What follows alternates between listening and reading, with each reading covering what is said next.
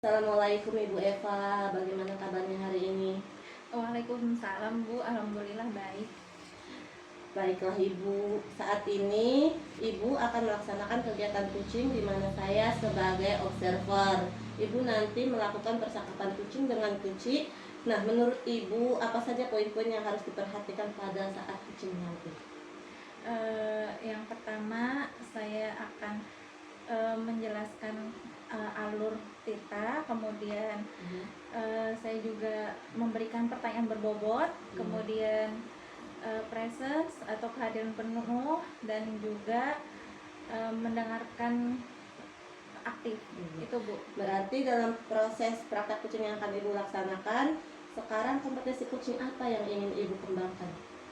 Dari semua kompetensi yang akan saya kembangkan itu ada dua Bu. Yang pertama untuk mendengar aktif dan juga mengajukan pertanyaan berbobot. Baik, berarti tujuannya hari ini dari proses coaching kita nanti Ibu dapat mengembangkan kompetensi mendengarkan aktif dan juga mengajukan pertanyaan berbobot ya Bu ya? Iya. Nah, bagaimana kompetensi mana yang akan secara spesifik ingin diobservasinya Bu? Untuk kompetensi yang akan diobservasi secara spesifiknya itu yaitu tentang pertanyaan berbobot itu Bu. Ya, jadi saya ingin menanyakan lebih detail lagi bagaimana pengalaman Koci ataupun permasalahan yang Koci hadapi nantinya Bu. Iya. Nah, apa indikatornya Bu? Indikator ketercapaian dari tujuan pengembangan yang Ibu harapkan dari pelaksanaan coaching ini yang tadi mengajukan pertanyaan berbobot Ibu. Indikatornya seperti apa?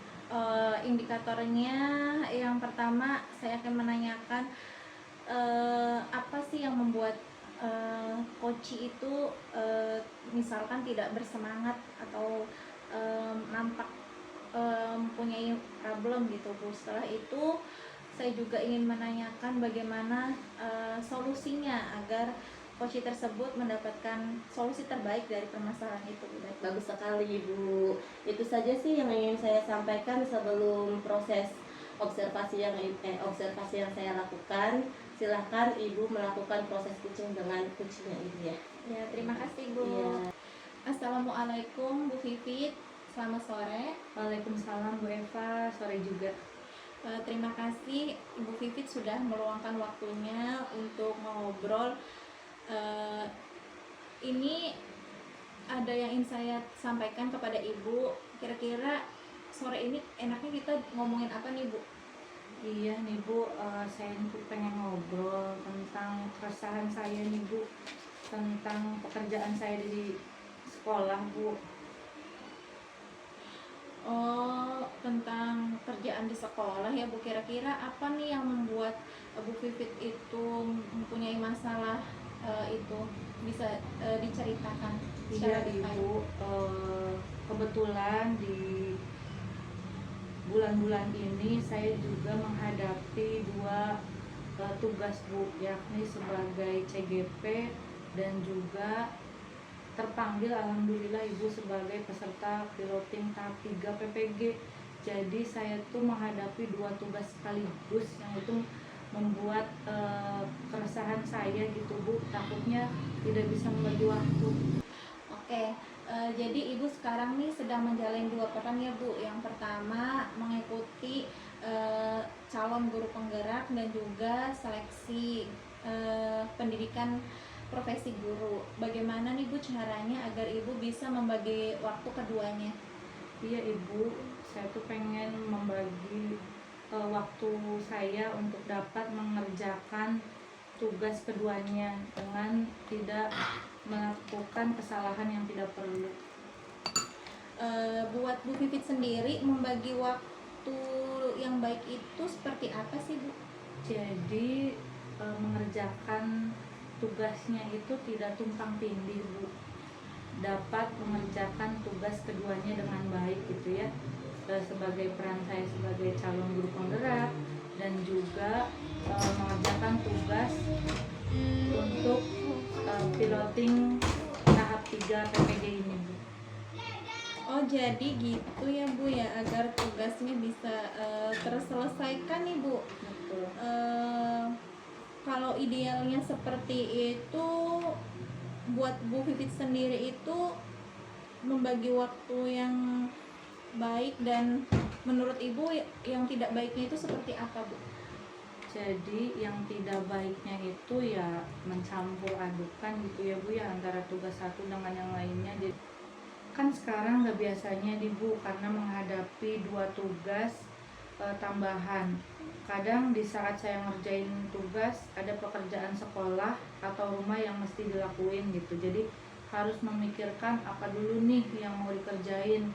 Apakah tugas PPG dulu, apakah tugas CGP dulu gitu Bu. Kalau sekarang terjadi tugas yang tidak seperti biasanya itu, apa yang akan Ibu lakukan Bu?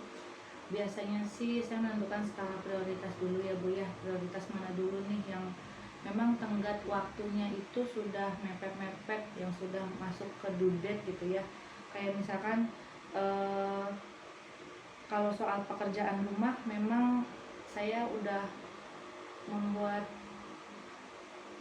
komitmen dengan pasangan Ibu. Ya dalam beberapa bulan ini saya memang butuh waktu gitu dalam mengerjakan tugas-tugas ini. Jadi pasangan juga memahami dan mengerti dan siap membantu saya dalam pekerjaan saya yang di rumah gitu ya. Wah, syukur sekali ya Bu. Alhamdulillah pasangan Ibu bisa mengerti permasalahan yang Ibu hadapi saat ini.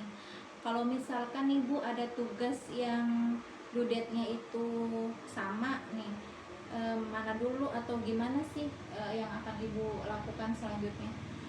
Saya sih berusaha ya Bu ya untuk menyeimbangkan keduanya gitu ya, dengan tidak mengesampingkan tugas yang lainnya gitu. Jadi mungkin saya misalkan ada yang due date-nya itu hari ini, maka mungkin yang saya kerjain itu dulu gitu ya, yang mepet-mepet due date-nya aja dulu yang saya kerjain gitu.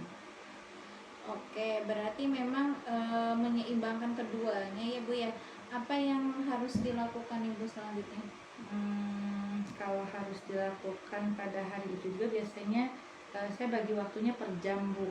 Misalkan hari ini due date-nya barengan gitu, kayak kemarin saya harus mengumpulkan berkas-berkas PPG pada siang harinya, dah malamnya itu memang due date CGP. Jadi saya membagi waktunya per jam. Kalau pagi memang saya pekerjaan sekolah ya Bu ya, yakni mengajar gitu. Siangnya saya menyiapkan untuk berkas-berkas PPG-nya, dan malamnya baru saya kerjain tugas CGP-nya gitu Bu. Hebat sekali Bu Vivit nih. Kapan nih Bu tugas yang paling mepetnya Bu?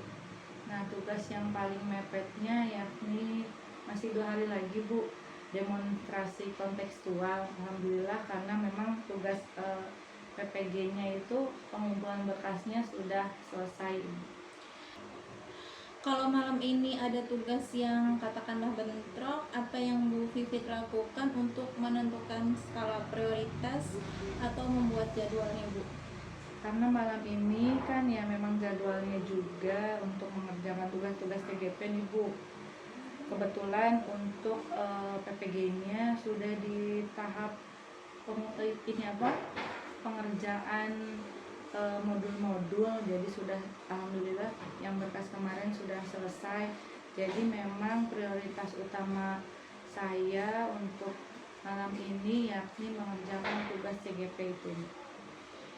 Ada nggak sih Bu yang bisa bantu Bu Vivit untuk meluangkan waktunya agar Bu Vivit itu bisa mengerjakan tugas CGP itu Bu? Iya, alhamdulillah Ibu, memang dari awal saya sudah komitmen dengan pasangan bahwa saya minta waktunya gitu ya, kalau misalkan malam karena saya harus mengerjakan tugas-tugas CGP gitu. Jadi alhamdulillah yang bisa membantu saya, karena memang jadwalnya malam, yang bisa bantu saya yakni ya tentunya pasangan saya gitu ya Bu ya, dengan dia menjaga anak atau juga dalam mengerjakan tugas rumah tangga yang lainnya gitu. Jadi bisa diminta pengertiannya ya Bu ya. Betul Ibu. Jadi di titik ini apa nih yang dapat Ibu Vivit peroleh dari percakapan kita ini? Ya Ibu, untuk saya bisa lebih dapat membantu saya dalam membagi waktu tanpa harus ada yang merasa dikorbankan, dan dapat membuat skala prioritas dan membuat jadwal agar tugas-tugas saya dapat dijalani dengan baik. Tentunya meminta bantuan dari rekan-rekan sekolah dan juga tentunya dari pasangan juga Ibu. Kapan tuh Bu mulai dikerjainnya Bu? Tepatnya Ibu malam ini mungkin sebelum mengerjakan tugas. Oke, jadi dalam tugas malam ini buat jadwal ya Bu. Baiklah Bu Vivi, terima kasih sudah meluangkan waktunya untuk mengobrol. Nanti saya mau lihat nih perkembangannya atau minggu depan bagaimana hasil dari yang kita peroleh ini. Baik Ibu, terima kasih juga sudah mau dengerin curhatan aku gitu ya. Mungkin nanti juga saya akan kembali ngobrol sama Ibu tentang perkembangan dari cara saya dalam membagi waktunya gitu ya. Mudah-mudahan doain saya semoga lulus juga ya Bu ya. Iya, sama-sama Bu. Oke, baiklah, sudah sampai di sini, saya lanjut pekerjaan yang lain. Terima kasih Bu Vivit. Assalamualaikum. Sama-sama Ibu. Waalaikumsalam warahmatullahi wabarakatuh. Alhamdulillah Ibu Eva sudah melaksanakan proses kucing dengan sangat baik. Nah, berdasarkan indikator ketercapaian pengembangan yang diinginkan dari proses kucing tadi tuh Bu, apa yang sudah Ibu dapat lakukan? Tentunya yang dapat saya lakukan yaitu sesuai dengan alur Tirta ya Bu ya. Terus sudah memberikan pertanyaan berbobot dan juga pendengar yang aktif ya. Itu saja Bu. Mantap sekali Bu. Berdasarkan catatan saya juga ya, Ibu Eva itu sudah dapat mengembangkan kompetensi mendengarkan aktif dalam proses kucing tadi. Dilihat dari Ibu Eva dapat mengajukan pertanyaan-pertanyaan dari permasalahannya kucing hadapi yang dapat memantik dan mengeksplor kemampuan kucing. Nah, selanjutnya Bu, untuk Ibu Eva juga dapat membuat rangkuman dari hasil percakapan tadi dan sudah terdeteksi juga, ada juga alur tirtanya. Nah, sekarang berdasarkan hasil proses kucing yang tadi, kompetensi apa lagi yang akan Ibu kembangkan? Selanjutnya kompetensi yang akan dikembangkan yaitu untuk pertanyaan yang berbobot itu sendiri ya Bu ya. Jadi masih perlu ditingkatkan lagi Bu, terutama dari koci itu sendiri. Problemnya kan tadi mengenai curhatan dirinya ya, yang dirinya hadapi, jadi harus lebih bertanya tentang problem tersebut Bu. Wah, luar biasa Bu. Semoga Ibu dapat mengembangkan terus kompetensi kucing dan mengimplementasikannya dalam kehidupan sehari-hari sehingga semakin mahir dalam melakukan proses kucingnya ya Bu ya. Oke, terima kasih ya Bu Jul sudah meluangkan waktunya juga. Iya, sama-sama Ibu. Mari Bu, kita ucapkan hamdalah untuk mengakhiri pertemuan